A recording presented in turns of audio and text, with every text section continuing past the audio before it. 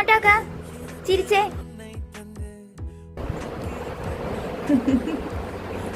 ചിരിക്ക് ചിരിക്ക്.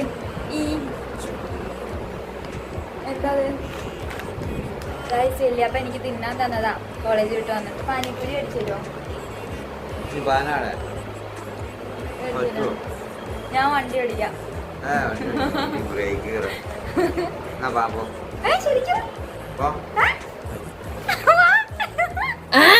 പാനിപ്പൂരി മേടിച്ചരാന്ന് പറഞ്ഞപ്പോ നമുക്ക് ഇതിവിടെ മാറ്റി വെച്ചിട്ട് പാനിപ്പൂരി തിന്നാൻ പോവാം. അപ്പൊ നിങ്ങൾ വിചാരിക്കണ്ടാവും ഞാൻ ഭയങ്കര സാധനം അവള് ഇല്ല. വല്യപ്പാക്ക് ഇഷ്ടല്ലേ എനിക്കിങ്ങനെ പാനിപ്പൂരി ഒക്കെ മേടിച്ചത്?